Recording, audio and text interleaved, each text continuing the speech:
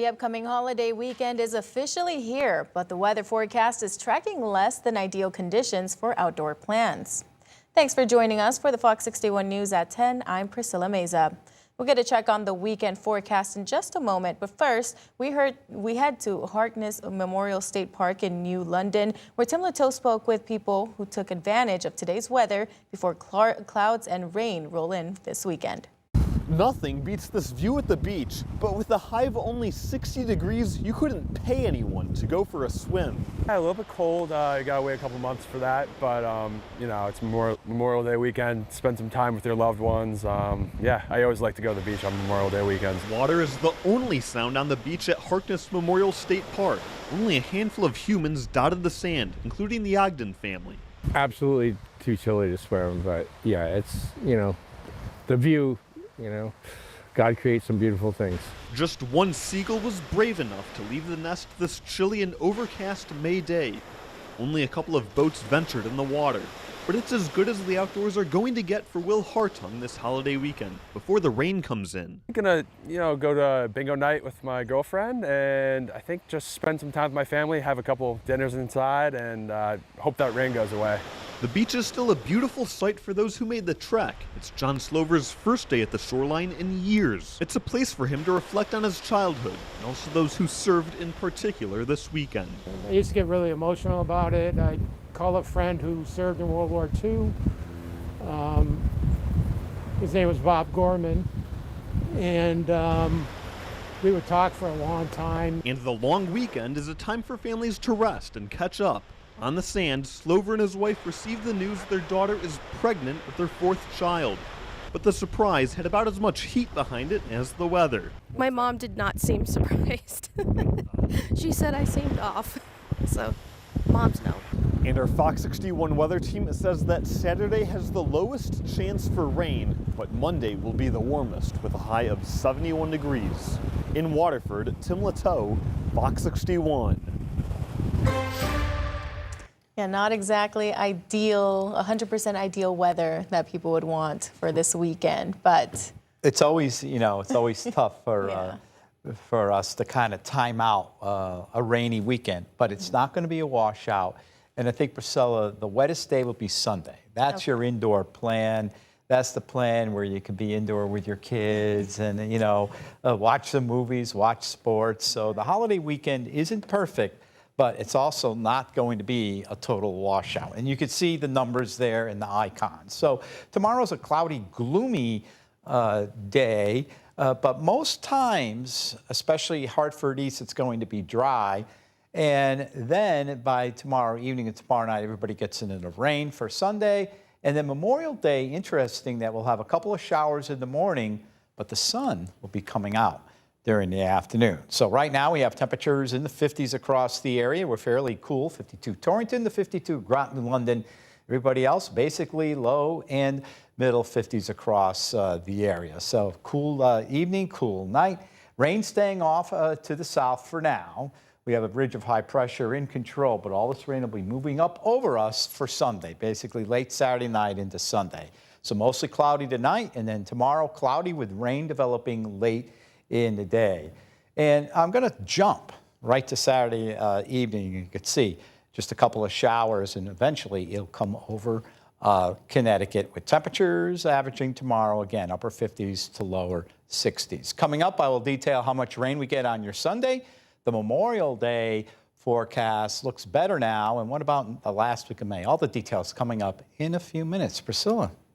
Well, breaking news tonight in New York, at least one person is dead and more than 30 people hurt, including first responders, after an explosion rocked a shipyard on Staten Island. The blast happened as firefighters were battling a fire that had broken out in the basement of a large metal structure at the dock.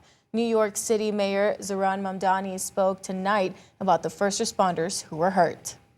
2 first responders with non-life-threatening injuries have been transported here to Staten Island University Hospital. Both are stable. 1 fire marshal is in critical condition, and 1 firefighter is in serious condition.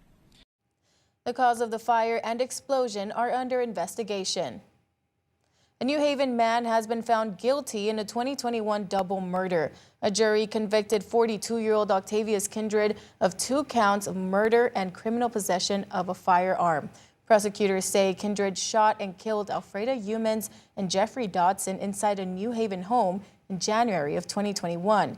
He's scheduled to be sentenced on August 6th. A Bridgeport man has been convicted in a 2022 fatal shooting outside a downtown bar. A jury found 42-year-old Joseph De Jesus guilty of murder, assault with a firearm, and weapons charges. Prosecutors say he shot and killed 29-year-old Dominique Jones and wounded another man before fleeing the scene. He's scheduled to be sentenced in July.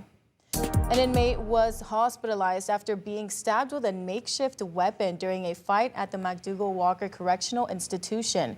Correctional officials say staff quickly intervened and broke up the altercation. The inmate was taken to a hospital for treatment and has since been returned to the prison. State police are investigating the incident. The Connecticut NAACP says it is launching its own investigation after learning only days ago about the death of a 17-year-old boy who was found in the woods in freezing temperatures on February 21st. The discovery came nearly 3 weeks after the teen was involved in a crash. Now questions are being raised about how the search was conducted and whether more could have been done to find him sooner. Let's walk you through what we know tonight. Just before 10 p.m. on February 1st, state police say troopers responded to a 3-vehicle crash on Route 15 northbound in Wallingford near exit 58A. Investigators say the occupants of a stolen vehicle involved in the crash fled the scene on foot. State police say troopers immediately launched a search of the area, including a canine tracking operation near the Quinnipiac River and surrounding streets. And 20 days later, on February 21st, the body of a 17-year-old boy was found in the woods along the Quinnipiac River. Now, the NAACP is calling for answers about what happened in the days between the crash and the discovery of the teen's body. Fox 61's Annette Montgomery takes a closer look. Whatever allegations may exist in any report, he was still a child. He was a black child, and history has taught black communities that when our children are in crisis, missing, harmed, or deceased, we cannot simply accept silence. Friday morning, leaders with the Connecticut NAACP met to discuss the circumstances and what they call the lack of answers surrounding the discovery of a 17-year-old's body in the woods. We've never seen anything public about this young person being found.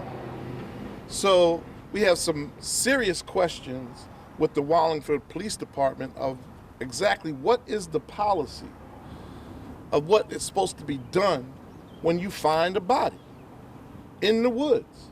20 days before the discovery, Connecticut State Police say a multi-car crash brought troopers to Route 15 northbound, where they found a stolen Acura with its airbags deployed and doors open. Investigators later determined the vehicle had been involved in an armed carjacking about 5 hours before the crash. State police say an extensive search was conducted the night of the crash, the following morning, and the days following in several areas near the abandoned vehicle.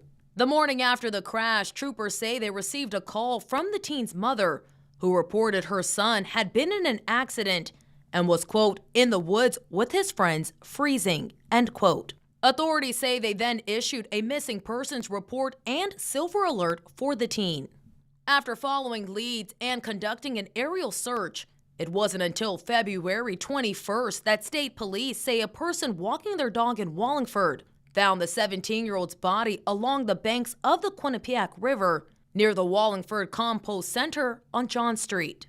Now the NAACP says it's forming its own investigative committee to examine how the search and investigation was handled. Kim Fisher, as I had stated earlier, is the local branch president currently, and they will put together a committee of lawyers, private investigators, and community activists to find out what exactly took place. The question we are raising today is whether Kasir received the same urgency. Did this black child receive the same level of concern, protection, and mobilization that any missing child deserves. It is very disturbing that this young man's been missing for so long and that no one knew anything about it. That was Annette Montgomery reporting. In the report from CSP, they said, quote, "We are saddened by the death of Kassir Jeanette that occurred in spite of the dozens of police, fire, and EMS personnel that worked this case in an effort to find Kassir." A major employer that's called New Britain its home for nearly 100 years is shutting down. The Guida Seabird Dairy Company, better known as Guida's, announced plans to permanently close its facility on Park Street, beginning around July 20th, with the shutdown scheduled to be completed by the end of August. Guida says the closure will impact 205 employees. New Britain Mayor Bobby Sanchez called the closure a loss of a piece of New Britain history. He also shed light on the challenges that impact dairy businesses nationwide.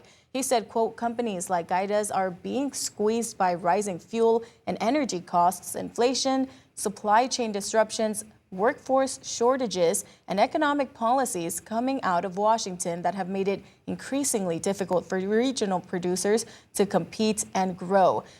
While these pressures may originate far beyond New Britain, it is hardworking local communities and employees who are too often left paying the price.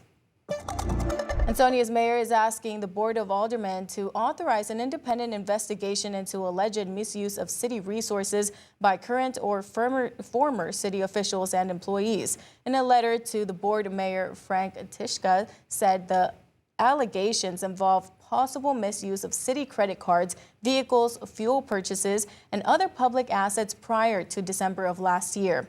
The mayor is recommending that an outside law firm be hired to conduct an independent review and determine whether any city policies or state laws were violated. We now know what caused the train derailment in Mansfield earlier this year. A federal report says a broken wheel caused the freight train to leave the tracks along the Willimantic River in February. 10 cars derailed, including 6 carrying liquid petroleum gas. About 1,500 gallons of non-hazardous material spilled, but no hazardous releases or injuries were reported. The Connecticut Department of Social Services is notifying about 22,500 Husky Health members after a cyber attack exposed certain patient information. Officials say a hacker used stolen employee credentials to access a number of Hartford healthcare payment accounts on the Husky providers portal. The state says the breach has been contained and did not include social security numbers or financial account information. Affected members are being notified by mail and offered credit monitoring services.